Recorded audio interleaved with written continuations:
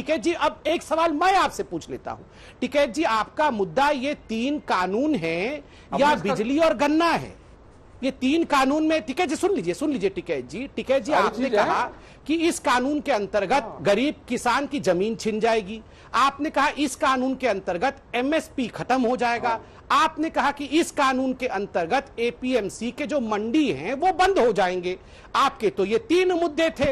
अब आप कह रहे हैं गन्ना, अब आप कह रहे हैं पानी, अब आप कह रहे हैं बिजली। तो आप उत्तर दो जी इसका कि आपके लिए ये 3 मुद्दे बड़े हैं या आपके लिए बाकी चीज बड़ी है? आप इसका उत्तर दो जरा। बोलिए टिकैत। सारी बड़े हैं। अब आप सुन रहे, जरा प्यार से, आज ही फंसा महाराज, प्यार से सुन। आपके लिए पार्लियामेंट बड़ा है, हमारे लिए पार्लियामेंट बड़ा है, लेकिन देश में गोदाम पहले बने और पार्लियामेंट में कानून बाद में आया, तो क्या पूरी की पूरी पार्लियामेंट में व्यापारियों का कब्जा हो चुका है कि तुम अपने गोदाम बना लो और हम पार्लियामेंट में कानून पास करेंगे? देश की जनता को धोखा दिया है आपने। देश की जनता कभी माफ नहीं करेगी। देश में गोदाम पहले बने और कानून बाद में पास हुए। आपने धोखा दिया है देश की जनता को, ये माफ नहीं करेगी कभी। और सुनो, हमारा गन्ना भी इशू रहेगा और हमारा बिजली भी इशू रहेगा और हमारा 3 कानून भी इशू रहेंगे। आप जो भी पार्लियामेंट में किसान, गांव, गरीब, दूध का किसान, सब्जी का किसान, उसके खिलाफ जो भी प्रस्ताव जाओगे, उसी के खिलाफ हमारे आंदोलन जारी रहेंगे। हम गन्ने की आवाज ना उठावे, चलिए हम एमएसपी की आवाज ना उठावे। ठीक है। एमएसपी पे कितनी खरीद करी आपने? एमएसपी पे 60% खरीद व्यापारियों ने करी है। व्यापारियों ने खरीद करी है 60%। व्यापारियों ने 10-10 हजार क्विंटल अनाज कहां बेचा? हम अपना 100 क्विंटल अनाज नहीं बेच सकते। व्यापारी 10,000 क्विंटल अनाज बेचता है, वो बेचता है एमएसपी पे। उसे बिकवाते हो आप लोग। आपके बीजेपी के लोग अपने ऑफिसों में, अपने जो बड़े बड़े उनके गोदाम है, उसमें क्रय केंद्र खुलवाते हैं। गांव के नाम पे सस्ता अनाज खरीदवाते हैं। मैं 3 दिन के बाद में आपको पूरे दस्तावेज दूंगा, उनकी आप जांच करवाना। आप पूरे के पूरे लोग रेट में किसानों की फसल खरीद के और सरकार से घोटाला करते हो आप, और फिर कहते हो चलिए अब सुन लीजिए। प्राइवेट व्यापारियों पर एमएसपी बात क्यों नहीं करती आपकी सरकार? हम गन्ने की आवाज भी उठाएंगे। क्यों अंजना जी, आप सुन लीजिए प्यार से, जरा हमारी बात भी सुन लीजिए आराम से। बड़े भाई, अब हमारी बात भी आप सुन लीजिए ना बड़े प्यार से।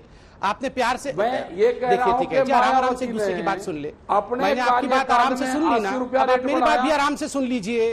अखिलेश यादव ने 50 रुपए रेट बढ़ाया। थोड़ी देर सुन लो अंजना जी, जरा टिकैत जी से आप रिक्वेस्ट कर दो, योगी जी पे हमारी बात भी आराम से सुन ले। पूरा करेंगे, शुरू से तो पूरा कर रहे थे। बिजली का रेट बहुत देर से पूरा किया, आप मेरी बात सुन लीजिए, उसके बाद पूरा कर लेंगे। बिजली का रेट क्यों ना करें? सुनिए टिकैत, बिजली की आवाज ना उठावे। अरे टिकैत जी सुन लो, टिकैत जी सुन लो, आराम से सुनो। देखिए टिकैत जी, जब भी बातचीत होती है ना, ये मुद्दा है या वो मुद्दा है, कहीं पे लिखकर कोई बाध्यता थोड़ी है। बिजली की दिक्कत होगी, ट्रैक्टर की दिक्कत होगी, जितनी परेशानियां हैं सब पर तो सवाल उठाएगा किसान। इसके बाद दूसरे मुद्दे भी होंगे। तो बता तो रहा हूँ, आप मेरी जवाब। और प्राइवेट कंपनियों पर एमएसपी बाध्य क्यों नहीं करती है आपकी सरकार?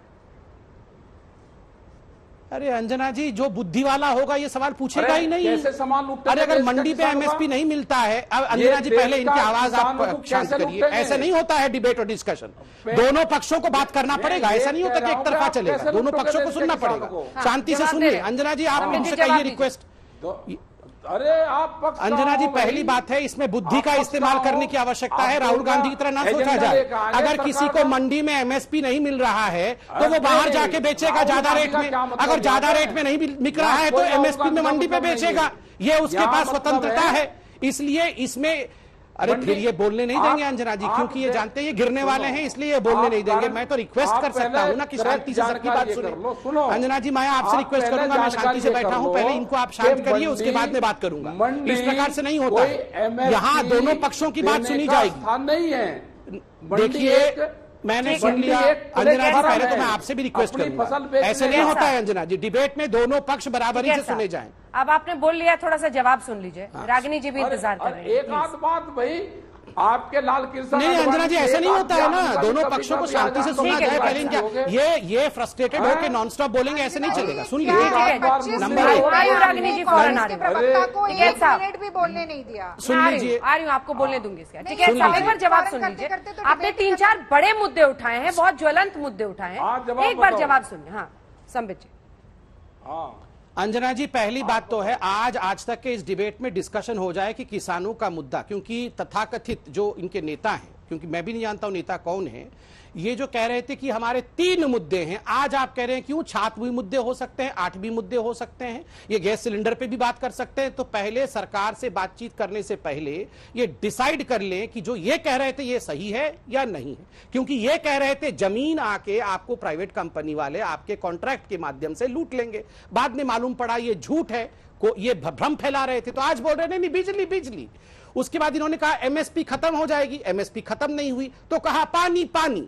उसके बाद ये कह रहे थे कि जो मंडी है वो मंडी बंद हो जाएगी, सरकार ने पिछले महीने 1 लाख करोड़ रुपए सैंक्शन कर दिया मंडियों को और सशक्तिकरण उनका करने के लिए। तो ये कह रहे हैं कि हम तो अब सारे विषयों पे चिंता करेंगे, सारे विषयों पे बोलेंगे। आप बोलिए, मगर क्रेडिबिलिटी इससे हमारी खत्म नहीं होगी, क्रेडिबिलिटी इससे आपकी खत्म होगी। और दूसरी बात मैं यहां पूछ रहा हूं, देखिए एक बात ध्यान से समझ लीजिए, एमएसपी जो आपने कहा प्राइवेट प्लेयर पे एमएसपी क्यों नहीं लगा देते हैं।